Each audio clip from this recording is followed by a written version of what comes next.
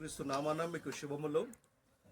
మనం చాలా సంఘాలను కానీ పబ్లిక్ మీటింగ్ కానీ పరిశోధిస్తే, బాగా పరీక్షిస్తే ఎక్కడ చూడు స్వస్థత స్వస్థత స్వస్థత అని చెప్తున్నారు.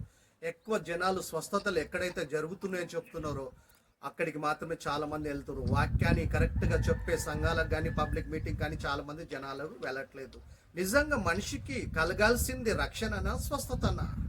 మనిషికి పోవాల్సింది పాపమా రోగమా? అంటే మనిషికి పోవాల్సింది రోగం కాదు, పాపం పోవాల. మనిషికి కలగాల్సింది స్వస్థత కాదు, రక్షణ కలగాల. ఆత్మ రక్షణ పొడిన రక్షించబడటమే మనకు చాలా ప్రాముఖ్యము కదా. అపోస్తుల కార్యములు 19 కానీ మన బైబిల్ని పరిశోధించే పౌలు నడికట్టైనను చేతి రుమాలైన రోగుల దగ్గర తీసుకెళ్ళినప్పుడు వాళ్ళకు స్వస్థతలు కలిగినాయి. అదే ఆత్మీయ కుమారు తిమోతి రాసిన మొదటి పత్రిక 5:23 చూస్తే, తరచుగా వచ్చు నీ కడుపు జబ్బు నిమిత్తము నిన్ను నీళ్లు తాగక కొద్దిగా ద్రాక్షరసం తాగమని ఆత్మీయ కుమారుడికి పత్రిక రాస్తూ చెప్తున్నాడు ఆయన. దాని అర్థం ఏంటి అంటే, తనకు నిజంగా వరం ఉండి ఉంటే అప్పటికి పవర్లెస్ అయింది. పౌల్కి పవర్ లేదు, దేవుడు ఇచ్చినంతసేపు ఇచ్చి తీసేస్తాడు. వాక్యం స్థిరపరచబడటానికి వరాలు ఇచ్చాడు ఆ కాలంలో. కానీ అప్పుడు చూసి నమ్మే కాలం, విని నమ్మే కాలం కాదు. అందుకే తోమతో కూడా అంటాడు, చూసి నమ్మిన వాడికంటే చూడక నమ్మిన వాడు ధన్యుడని.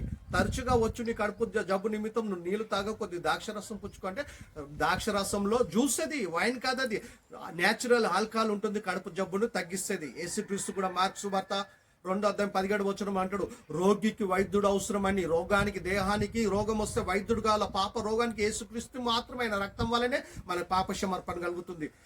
అదే అపోస్తుల కార్యములు 3:1 కూడా యోహాను, పేతురు కూడా మందిరానికి వెళ్ళేటప్పుడు ఆ మందిరం దగ్గరకు భిక్షమైతే వాడు పుట్టుక నుండి కుంటివాడు, కాలు లేని నడకేవాడు, కొంతమంది భిక్షమడగట తీసుకొస్తుంటే పేతురు అతన్ని చూసి, మాకు కలిగినదే మీకు ఇస్తున్నా అని చెప్పి యేసు నామంలో, నజరుడైన యేసు నామంలో లేవమంటే తక్షణమే లేస్తాడు. ఇమ్మీడియట్ గా లేచి నడుచుకుంటూ పోయాడు. అనేక మంది అక్కడ సాక్షులు ఉన్నారు, ఏమని, అతను కుంటివాడు అనేసి.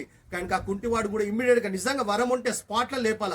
ఇప్పుడు స్వస్థత వరాలు నేను చెప్పుకుంటున్న వాళ్ళు, పబ్లిక్స్ మీటింగ్ పెడుతున్న వాళ్ళు, స్వస్థత వరాలతో గొప్పగా సేవలో వాడబడుతున్నారు, పబ్లిక్ లో ప్రకటించుకుంటున్న వాళ్ళు, పబ్లిసిటీ చేసుకుంటున్న ఏ సేవకుడు ఆ విధంగా లేపగలుగుతాడా?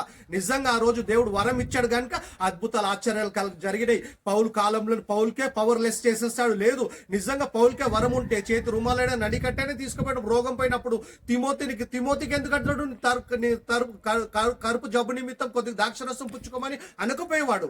కనుక అనారోగ్యం వస్తే ఖచ్చితంగా మెడిసిన్ తీసుకోవాలి. మనకు కలగాల్సింది స్వస్థత కాదు, మనకు రక్షణ కలగాల. మనకు పోవాల్సింది రోగం కాదు, పాపం. ఈ సమయాన్ని ఇచ్చిన దేవుడికి యేసు నామమున కృతజ్ఞతాస్తుతులు.